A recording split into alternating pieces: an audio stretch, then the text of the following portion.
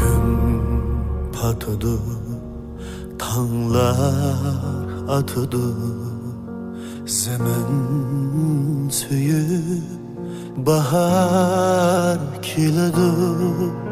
Şehirde hem sehralardımı, hayatni hemme oxşaş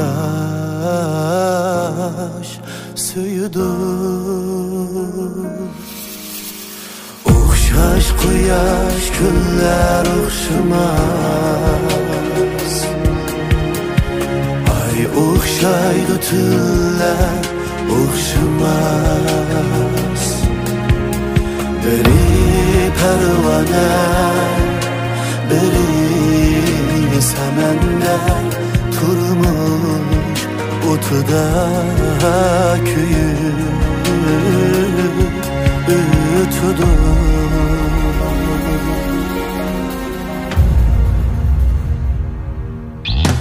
Biri küçükçe uxlab yatıdı, birinin ko'zidan qochdi uyqu. Biri yatıdı yang'ini bisib, biri qolarkan qarzga petib.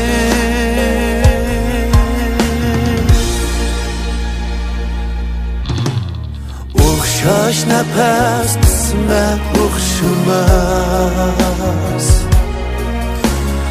o'xshash turmush g'amlar o'xshamas.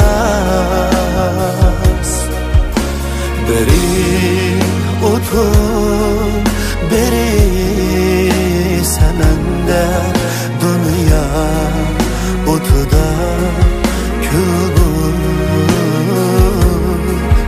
ötüdü.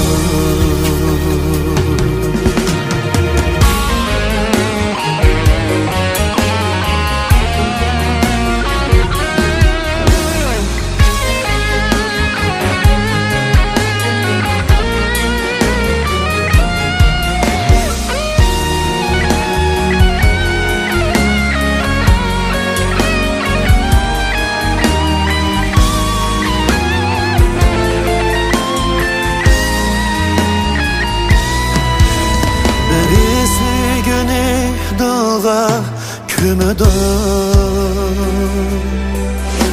biri tanrı ümit kütüdü,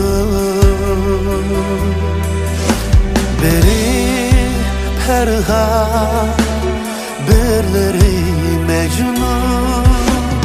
Keçmişidin bastan tutudu.